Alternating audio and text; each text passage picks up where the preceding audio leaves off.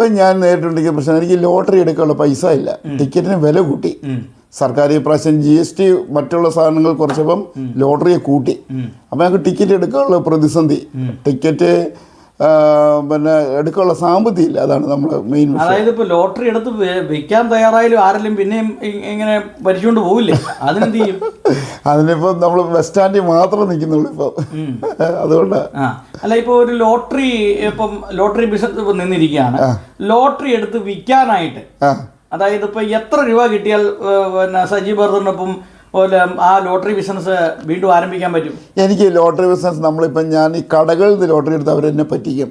കാരണം ഈ തലേദിവസം അടിച്ച നമ്പറുകളായിരിക്കും എനിക്ക് ആ പിറ്റേ ദിവസം കിട്ടുന്നത്. അപ്പോൾ അത് കാണുമ്പോൾ ആൾക്കാർ ലോട്ടറി എടുക്കില്ല. പക്ഷേ നേരിട്ട് ഗവൺമെൻറ് ഓഫീസുണ്ട്, താലൂക്ക് ഓഫീസ്, എനിക്ക് ലോട്ടറി ഏജൻസി ഉണ്ട്. അപ്പം ഈ ലോട്ടറി ഏജൻസിയിൽ നിന്ന് ഒരാഴ്ചത്തെ ടിക്കറ്റ് ഒന്നിച്ചേ കിട്ടുള്ളൂ. അപ്പോൾ അങ്ങനെ നമ്മൾ ടിക്കറ്റ് എടുക്കുകയാണെങ്കിൽ ഒരു 12,000 രൂപ ലോട്ടറി എടുക്കാൻ വേണം.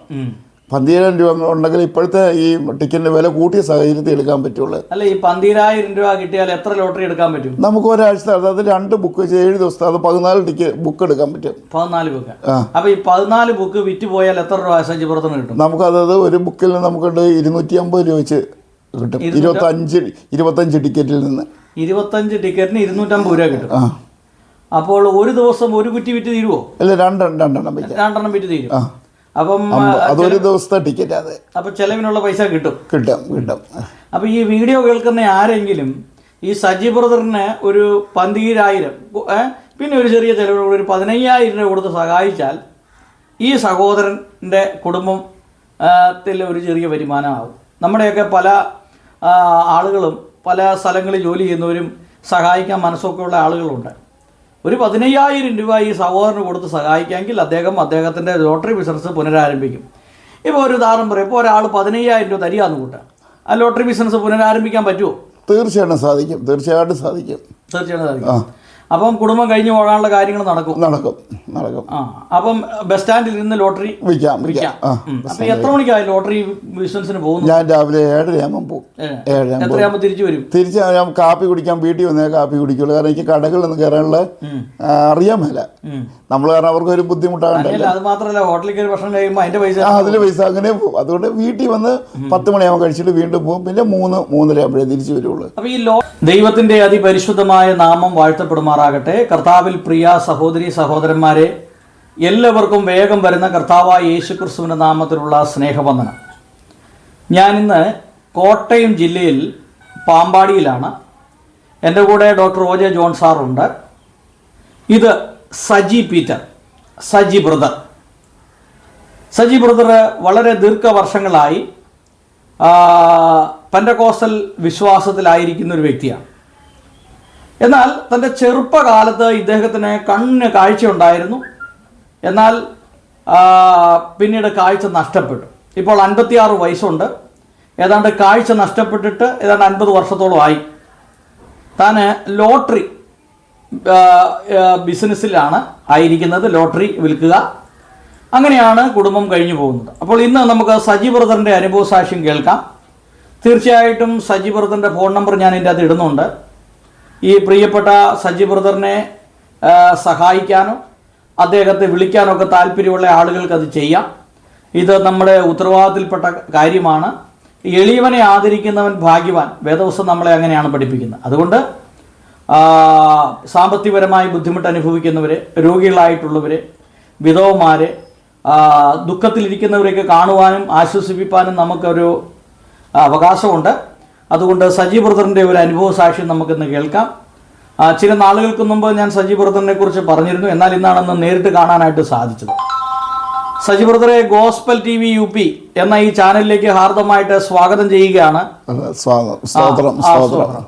സജി ബ്രദർ സ്വയമായിട്ടൊന്ന് പരിചയപ്പെടുത്താമോ? പേര്, ഭാര്യയുടെ പേര്, വീട്ടിൽ മക്കൾ എത്ര പേരുണ്ട്, ഇപ്പോൾ എവിടെ താമസിക്കുന്നു പറയാമോ?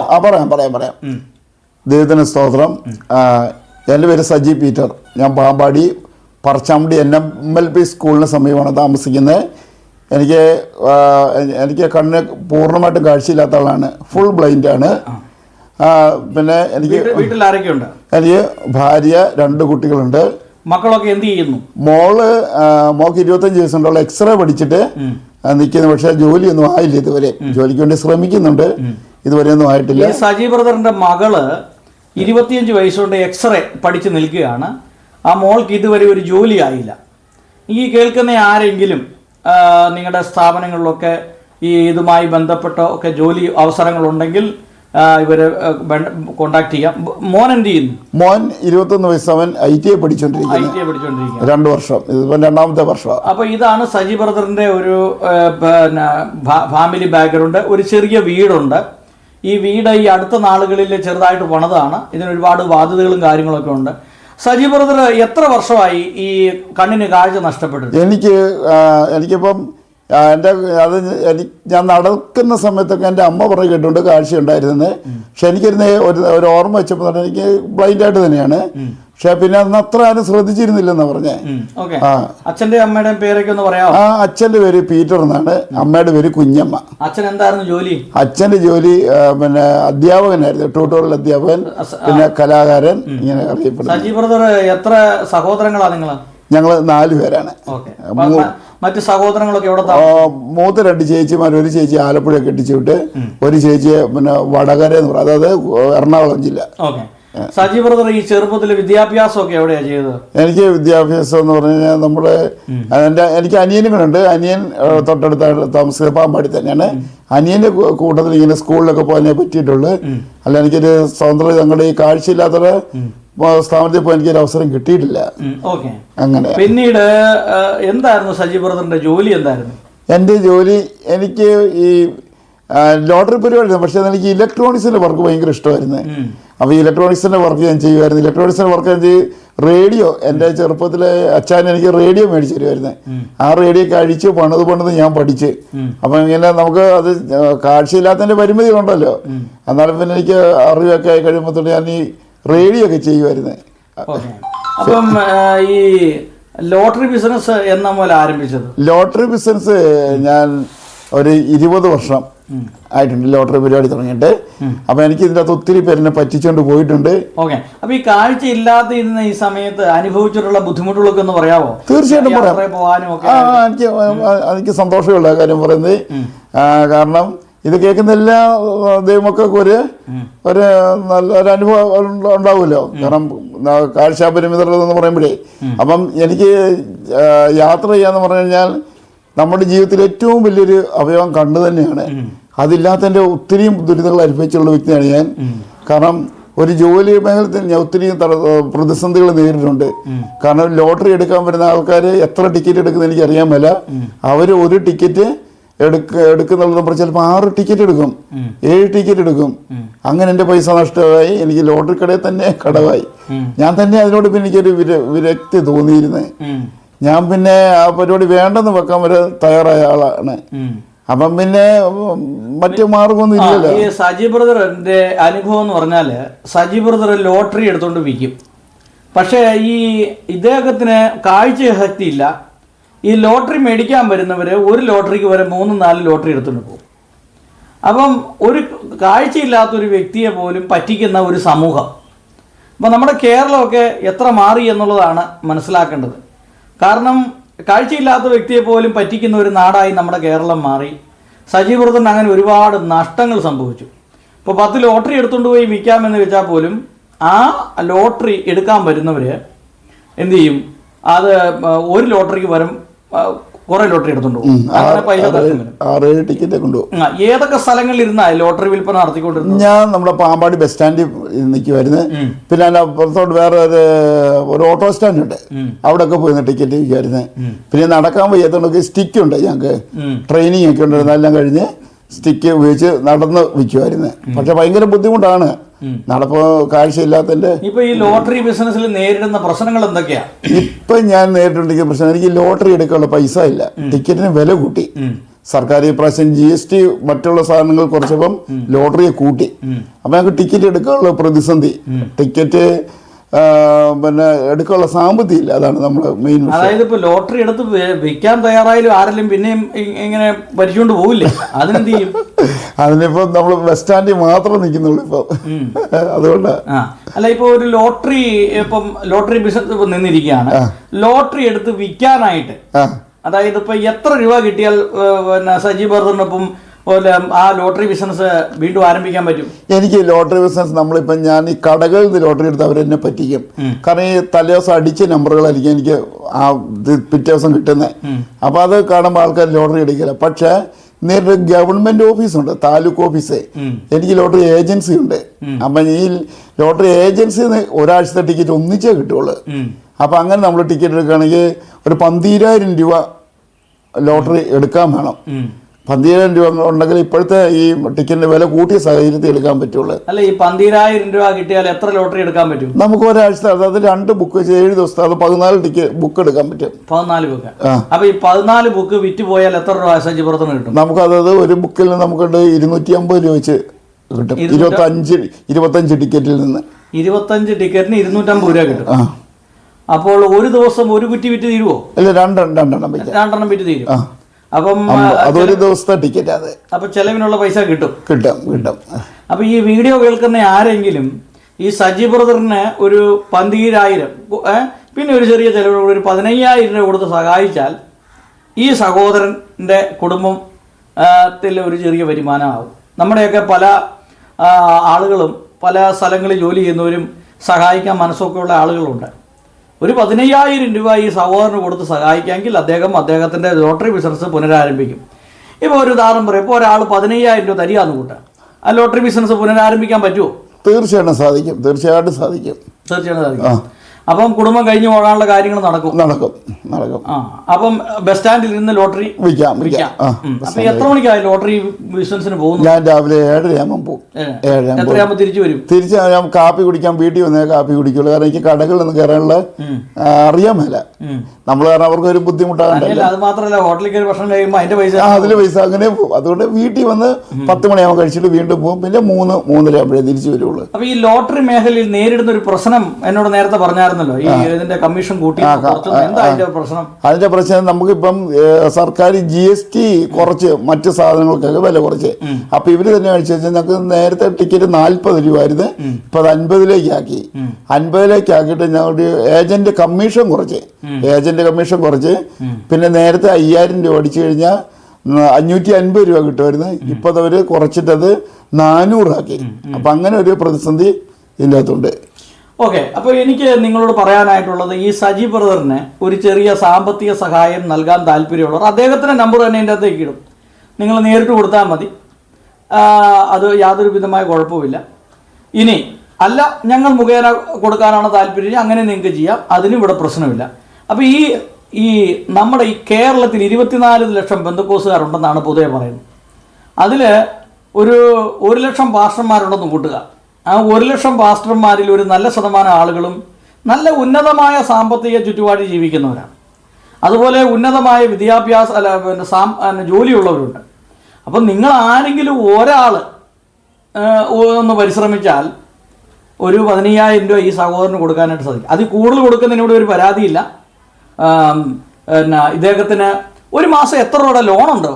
ഈ വീട് നമ്മൾ പണിതപ്പോൾ നമ്മൾക്ക് ഒത്തിരി കളിപ്പീര് സംഭവിച്ചിട്ടുണ്ട്. ആരൊക്കെ പറ്റിച്ചു? നമ്മുടെ മേസ്ത്രിയാണ് മെയിനായിട്ട് നമ്മളെ പറ്റിച്ചത്. ഒരു കണ്ണ് കാണുകയില്ലാത്ത ഒരു വ്യക്തിയെ ലോട്ടറി എടുക്കാൻ വരുന്നവർ പറ്റിച്ചുകൊണ്ട് പോകുന്നു. ഈ ബിൽഡിംഗ് പണിത മേസ്ത്രി പറ്റിച്ചു. പിന്നെ സംഭവിച്ചിരിക്കുന്ന ആ ഇടയ്ക്ക് എൻ്റെ മോനൊരു ആക്സിഡന്റ് ഉണ്ടായി. 2023-ലായിരുന്നു നമ്മുടെ വീട് പണിയാൻ തുടങ്ങിയത്. അപ്പം മേസ്ത്രി പറ്റിച്ചുകൊണ്ടൊക്കെ ആ മോൻ ആക്സിഡന്റ് ഒക്കെ വന്നു കഴിഞ്ഞപ്പോഴത്തേക്ക് നമുക്കത് ചെയ്യാൻ പറ്റാതെ വന്ന്. പിന്നെ നമ്മൾ ലോണായിപ്പോയി. ലോൺ നമ്മുടെ ആധാരം വരെ ഇപ്പം ബാങ്കിലാണ്. ഇത് മുഴുവൻ എത്ര കടമുണ്ട്? ഇതിപ്പം ഒരു മാസം നമുക്ക് പിന്നെ ലോണടവ് തന്നെ 25,000 രൂപ വരും ഒറ്റ മാസം. നമുക്കത് ഒരു ജോലി ഇല്ലാത്ത ഒരു വ്യക്തി ഒരു മാസം 25,000 രൂപ അടയ്ക്കണം. അപ്പോൾ ഈ ലോട്ടറി ബിസിനസ് പുനരാരംഭിച്ചാൽ അദ്ദേഹത്തിൻ്റെ കുടുംബം കഴിഞ്ഞു പോകും. അതാണ്. അപ്പോൾ ഈ കടമുണ്ട്, ബാധ്യതയുണ്ട്, മക്കളുടെ പഠനമുണ്ട്, ഇതെല്ലാം. അപ്പം നമ്മൾ ഇങ്ങനെയുള്ള ആളുകൾ നമ്മുടെ കൂട്ടത്തിൽ പെന്തക്കോസ്തൽ സമൂഹം നമ്മുടെ കൂട്ടത്തിലുള്ള ആളുകൾക്ക് ഒരു ക്ഷീണം സംഭവിച്ചാൽ നമ്മൾ അവരെ സഹായിക്കാൻ തയ്യാറാണ്. സജി ബ്രദർ ഏത് ചർച്ചിലാണ് പോകുന്നത്? നമ്മൾ സിലോൺ പെന്തക്കോസ്ത് മിഷൻ എന്ന് പറയും. സിലോൺ പെന്തക്കോസ്ത് മിഷൻ. അപ്പോൾ സിലോൺ പെന്തക്കോസ്ത് മിഷൻ എന്ന് പറയുമ്പം ഇവരുടെ തന്നെ 2 സഭകളുണ്ട്. ഒന്ന് ദ പെന്തക്കോസ്ത് മിഷനും ഉണ്ട്, ഒന്ന് സിലോൺ പെന്തക്കോസ്ത് ഉണ്ട്. ഇത് 2 സ്പ്ലിറ്റ് ആയതാണ്. അപ്പോൾ ഇവർ ഉൾപ്പെട്ട് നിൽക്കുന്ന സിലോൺ പെന്തക്കോസ്ത് സഭയിലാണ് ഉൾപ്പെട്ട് നിൽക്കുന്നത്.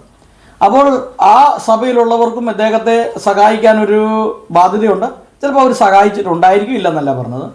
മറ്റുള്ള ഈ പാമ്പാടിയൊക്കെ പെന്തക്കോസുകാരുടെ ഒരു വലിയ ഏരിയ ആണല്ലേ.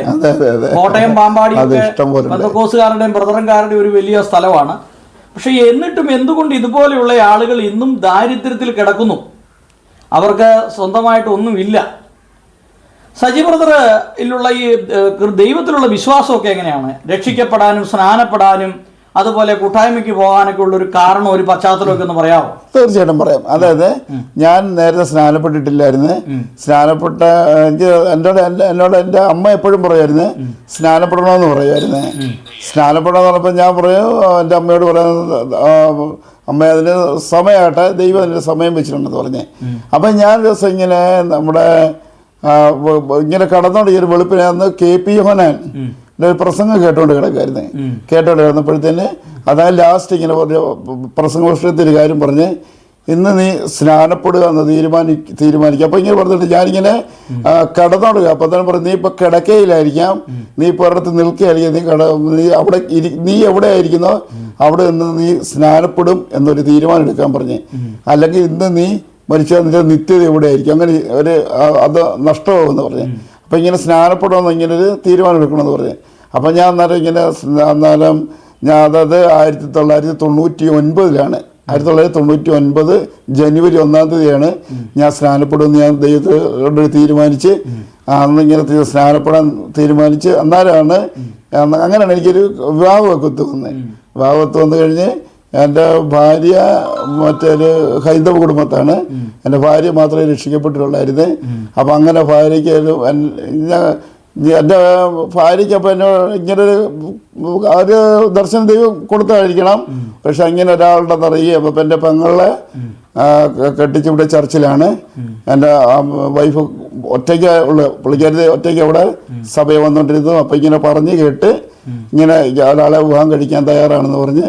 അപ്പം ഈ അന്നേരം എൻ്റെ വീട്ടിലുള്ളവർ തന്നെ പറഞ്ഞു സാധിക്കില്ല, അവന് 2 കണ്ണും കാഴ്ചയില്ലാത്തതാണെന്ന് എൻ്റെ പെങ്ങള് പറഞ്ഞു കൊടുത്തത്. അത് സാരമില്ല, അങ്ങനെയുള്ളവർക്ക് ജീവിതം കൊടുക്കണം, അതാണ് ഏറ്റവും നല്ല. ഇവിടെ വന്നാൽ പാടാനും പ്രാർത്ഥിക്കാൻ പറ്റില്ല. അങ്ങനെ ആഗ്രഹം, അങ്ങനെ ഒരു ഭാര്യയുടെ ഈ കൂട്ട് കിട്ടിയത് കൊണ്ടാണ് എനിക്ക് ഇത്രയും വിശ്വാസത്തെ ശരിക്കും വളരെ കറക്റ്റ് കാര്യമാണ്. ഇദ്ദേഹത്തിൻ്റെ ഈ അവസ്ഥയിലും ഈ സജി ബ്രദറിനെ സ്വീകരിക്കാനും തൻ്റെ ഭാര്യ ഇപ്പോൾ തൻ്റെ ഭാര്യയായ സഹോദരി അതിന് തയ്യാറായി എന്നുള്ളത് വലിയൊരു കാര്യമാണ്. അതും ഒരു പ്രധാനപ്പെട്ട കാര്യമാണ്. അങ്ങനെയാണ് ഈ ആത്മീയ എങ്ങനെ പോകുന്ന ആത്മീയ ഇപ്പം വളരെ സന്തോഷമാണ്. കാരണം പിന്നെ സന്ധ്യ നമ്മൾ പാടുന്നു, പ്രാർത്ഥിക്കുന്നു. കാരണം എന്നെ ബൈബിളൊക്കെ എന്നെ വായിച്ച് കേൾപ്പിച്ചു. അങ്ങനെയാണ് എനിക്ക് ഏറ്റവും കൂടുതൽ വിശ്വാസത്തിലേക്ക് വന്നത്. പിന്നെ അത് എൻ്റെ കല്യാണത്തിന് മുമ്പ് ഞങ്ങളങ്ങനെ ഞാനും എൻ്റെ അനിയനും അല്ലേ ആരാധനയ്ക്ക് പോയിക്കണം. അപ്പം ഞങ്ങൾ അത്ര വലിയതായിട്ട് പോവുകയില്ലായിരുന്നു. പക്ഷെ വിവാഹം കഴിഞ്ഞപ്പോഴത്തേന് എൻ്റെ ഭാര്യയ്ക്ക് നല്ല വിശ്വാസമായിരുന്നു. എൻ്റെ ഭാര്യ പറഞ്ഞ് സഹിച്ചാൻ്റെ കണ്ണ് തെളിയും, കണ്ണ് കാഴ്ച കിട്ടും എന്നൊരു വിശ്വാസം അവരിലുണ്ടായിരുന്നു. അങ്ങനെ പിന്നെ മക്കളും പറയും അച്ഛൻ്റെ കണ്ണ് ശരിയാവും എന്നാ കാരണം അവർ പിള്ളേരും പറയായിരുന്നു. അപ്പം കഴിഞ്ഞപ്പോഴത്തേന് അവർക്ക് നല്ല വിശ്വാസം വന്ന്. അങ്ങനെ വന്നപ്പോഴത്തേന് നമുക്കൊരു ഇപ്പം നല്ലൊരു വിശ്വാസമുണ്ട്. അന്നേരം പിന്നെ ഭാര്യയ്ക്ക് ഇപ്പോഴും നല്ല വിശ്വാസമാണ്. അന്നേരം എല്ലാം എപ്പോഴും പള്ളി നമ്മൾ ചർച്ചയ്ക്ക് കൊണ്ടുവന്ന് നേരത്തെ നമ്മൾ ഉത്സാഹിപ്പിക്കുകയും അങ്ങനെ എല്ലാം കൊണ്ട് നല്ലൊരു ഒരവസ്ഥയായിരുന്നു. അപ്പം നമുക്ക് ആത്മീയത്തിൽ ഏറ്റവും സന്തോഷമായി. അപ്പം നമ്മൾ ബൈബിൾ വായിച്ച് കേൾക്കാനും നേരത്തെ തന്നെ അങ്ങനെ വായിച്ച് കേൾപ്പിക്കാൻ ആളില്ലായിരുന്നു. പിന്നെ ബൈബിൾ വായിച്ച് കേൾപ്പിക്കാനായിട്ടും ആത്മീയ കാര്യങ്ങൾ പറഞ്ഞ് ഉണർത്തിക്കൊണ്ടുകൊണ്ട് ഒരാളുകളായപ്പോഴത്തേന് നമുക്കൊന്നിങ്ങനെ വിശ്വാസമായി. വളരെ സന്തോഷമായി. ഓക്കെ, എന്തായാലും സജി ബ്രദറിനോട് ഇത്രയും സംസാരിക്കാൻ കഴിഞ്ഞത് ഒരു ഭാഗ്യമായിട്ട് കണക്കാക്കുകയാണ്. കാരണം സജി ബ്രദറിൻ്റെ അനുഭവ സാക്ഷി ഞാൻ ഒരിക്കൽ ചെയ്തിട്ടുണ്ട്. എങ്കിലും ഇപ്പോൾ സജി ബ്രദറിൻ്റെ ഒരു അവസ്ഥ വളരെ ദയനീയമാണ്. ഒരുപാട് കടബാധ്യതകളുണ്ട്. എനിക്ക് വീട് വെച്ചു, ആളുകൾ പറ്റിച്ചുകൊണ്ട് പോയി, മേശിരി പറ്റിച്ചു, അങ്ങനെ പല പ്രശ്നങ്ങളുണ്ടായി. ലോട്ടറി എടുത്ത് വെച്ച് കഴിഞ്ഞപ്പോൾ അതും പറ്റിച്ചുകൊണ്ട് പോകുന്നു. ഇപ്പോൾ അദ്ദേഹം എടുത്തേക്കുന്ന ഒരു തീരുമാനം ബസ് സ്റ്റാൻഡിൽ നിന്ന് ലോട്ടറി വിൽക്കാം. അപ്പോൾ പെട്ടെന്ന് ആരും അദ്ദേഹത്തെ വഞ്ചിച്ചുകൊണ്ട് പോകത്തില്ല. അപ്പോൾ അതുകൊണ്ട് ഇദ്ദേഹത്തിന് ഇപ്പോൾ ലോട്ടറി എടുക്കാനായിട്ടുള്ളൊരു സാമ്പത്തിക സാഹചര്യം ഇല്ല. അപ്പോൾ കേൾക്കുന്ന ആളുകൾ നിങ്ങൾ ഈ പ്രിയ സഹോദരനെ വിളിക്കുകയും അദ്ദേഹത്തിൻ്റെ നമ്പർ ഞാൻ ഇതിനകത്ത് കൊടുത്തേക്കാം. നിങ്ങൾ വിളിക്കുകയും ഇദ്ദേഹത്തെ സഹായിക്കാൻ താല്പര്യമുള്ളവർ രംഗത്ത് വരണം. ഇദ്ദേഹത്തിൻ്റെ കുടുംബം നന്നായി മുമ്പോട്ട് പോകണം. ലോട്ടറി വിൽപ്പന വീണ്ടും ആരംഭിക്കണം. അതിൽ നിന്ന് ഈ കുടുംബം ഒരു ഉപജീവന മാർഗം കഴിയണം. കടബാധകളൊക്കെ തീരണം. അപ്പോൾ എന്തായാലും സജി ബ്രദറെ ദൈവം ധാരാളമായിട്ട് അനുഗ്രഹിക്കട്ടെ.